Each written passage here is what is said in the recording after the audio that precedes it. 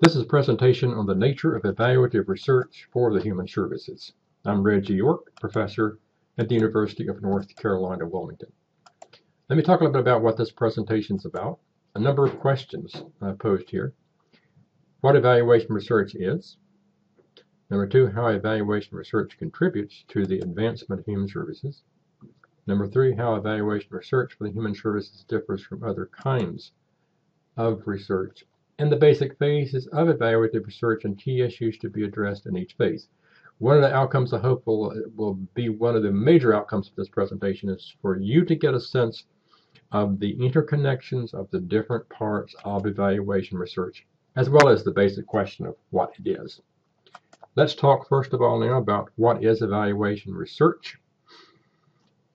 It is the application of scientific methods to the enhancement of human services through the analysis of what works and why. We're talking about methods that are scientific. We're talking about the method being transparent, the method being decided ahead of time. You don't decide on your methods after you've done a study and collected data. You decide ahead of time. It's systematic, based on scientific principles. That's what evaluation research is. It doesn't mean anytime you evaluate something, you're doing research. We're talking only about evaluative research. One of the questions, what works? Does this intervention improve client conditions or achieve other outcome kinds of objectives? One part you might ask, which might be explanatory in nature, is what parts of the intervention seemed most successful or least successful, or what kinds of people tended to benefit the most? If we pose the question of what works,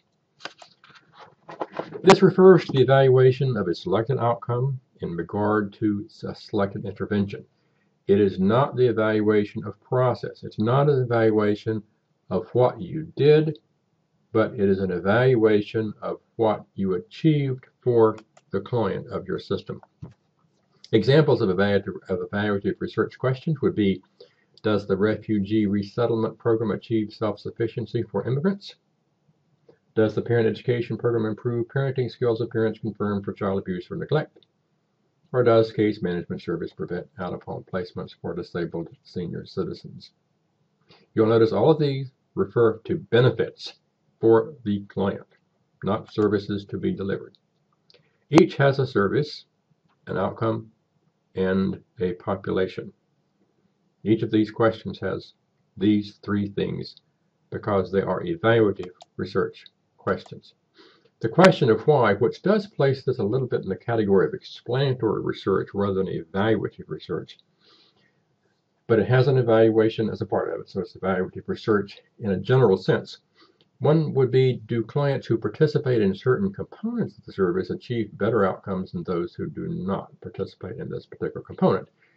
You look at the relationship between outcome and certain client characteristics to see which characteristics might have correlated most highly with the actual outcome.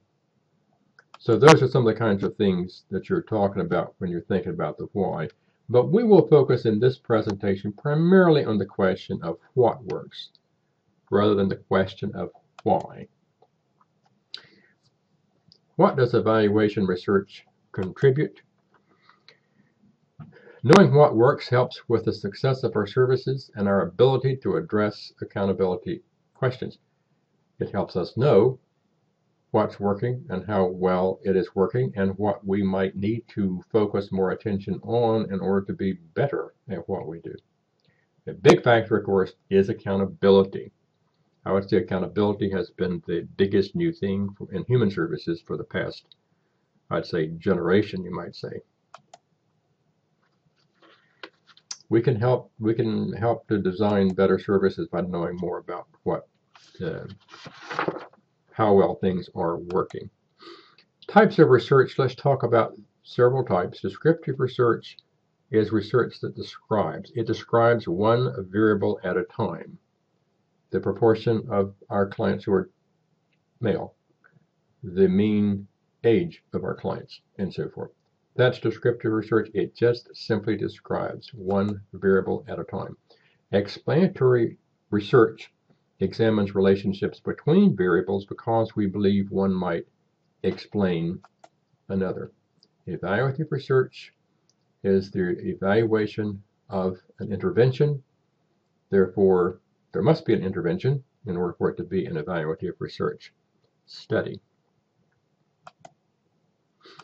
Let's look at some basic questions in regard to research. What is our research question? For example, does cognitive behavioral therapy reduce the symptoms of PTSD for victims of sex abuse? That is an example of a research question. How are we going to use scientific research to answer this question? In the above example we just used, maybe you could measure PTSD symptoms of treated clients before and after intervention. What are our results is the next question. We would compare post-test scores on PTSD symptoms to pre-test scores as an example. Number 4, what conclusions are warranted if post-test scores are statistically significantly higher or better than pre-test scores? We would conclude that we have evidence that the treatment was effective. Let's look at the steps in the evaluative research process and think about some key issues in regard to them.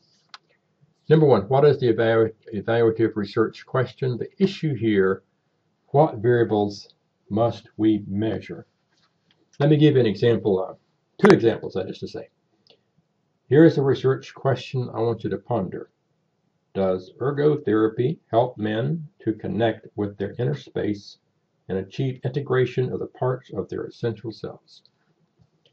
If you will, just hit the pause button at the bottom of your screen there and pause for a moment and think about that. Then come back. Okay, if you've come back now, did you find that that was a rather vague statement? Did you find it was easy to identify the variables that must be measured? I don't think so. I would certainly have trouble with that. Let me give you an alternative. Another research question: is after-school tutoring effective in the improvement of the grades of at-risk 9th graders? What about that one? Well, that seems pretty clear. You're going to measure grades. So that's pretty clear about what it is you're up to there. So you can see that the evaluative research question needs to be posed in a way that's useful in identifying the variables to be measured. Number 2, what is the behavior being treated?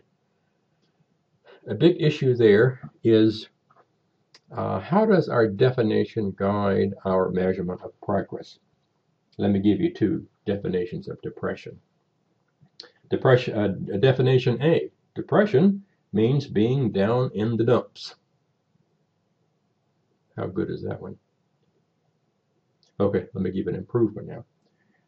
Another definition: depression is a mental health disorder that has hampered daily living and is characterized by several, but not necessarily all, of the following: sadness, anxiousness, feelings of being empty, hopelessness, guilt, loss of interest in activities, difficulty concentrating, insomnia, and thoughts of suicide. Okay, I hope you saw a big improvement on that. Now that you have this more complicated and more detailed definition, I think you're in a better position to measure client progress. Another question: what do we know about this behavior? The issue here is, how does this knowledge guide our service? Let's stay with depression for a minute, and I'll give you a couple of ideas here. 3 different statements drawn from NIMH website. Depression is a disorder of the brain which has been revealed by brain research showing that the brains of depressed people are different. Okay, it's a brain disorder. The brain is different for those who have depression. Number 2 statement: depression runs in families, suggesting that it could be genetic. Number 3, depression is often set off by trauma, the loss of a loved one, or a stressful life situation.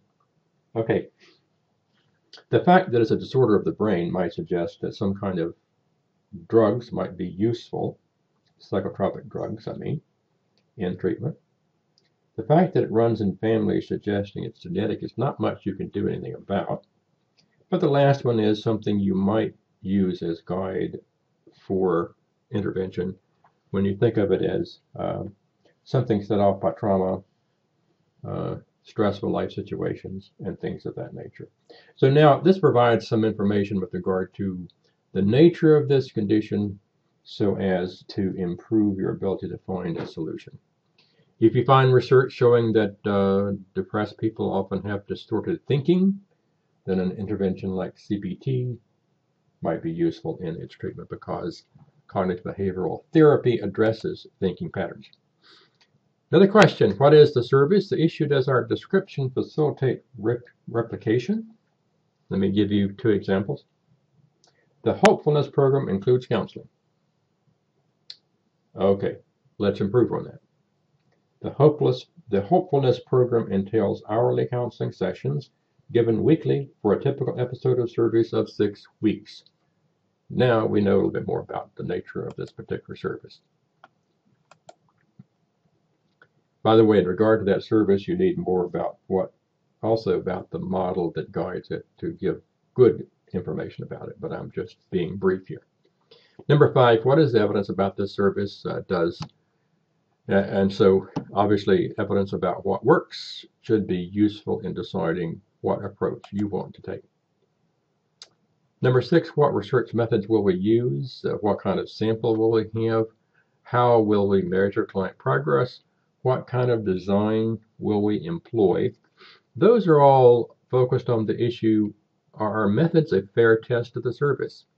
The service may be effective, but we may have a lousy way of evaluating it, and therefore we would be accused of having a not fair test of the service in our particular study. Number 7, what are our results? Did we rule out chance? Were our results noteworthy? Those are some of the kinds of questions that we would deal with. Number 8, what conclusions are warranted? What did our data tell us about the research question? What are the limitations of our study? I like for conclusion statements to start with a simple statement about what the data told us in regard to our fundamental research question. In evaluative research, we're talking about the question of was the service effective? Let me summarize. Evaluation research answers 2 key questions: what works and why. Evaluative research is about using science to answer these kinds of questions. Evaluative research has an intervention that is part of the question being pursued. If you don't have an intervention, you don't have evaluative research. Evaluative research has key issues that are to be addressed in each of the phases of the process. So I'm going to give you some questions for review. I want you to back up here, if I can. Hit the pause button, then come back.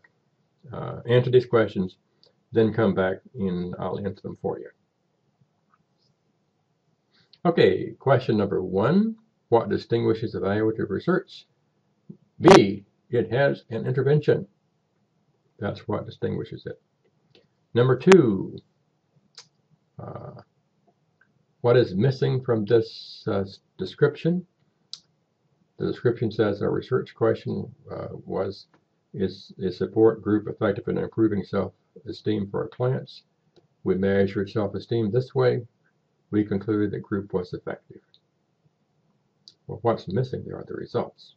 There's no data for the data analysis, no data there. Okay.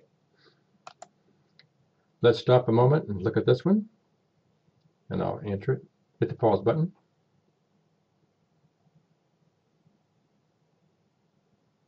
Okay, what part of the processes are we talking about here? We're talking about study methodology. In regard to this one, we're talking about chance. A better definition of target behavior helps to find a better tool. I hope this helps.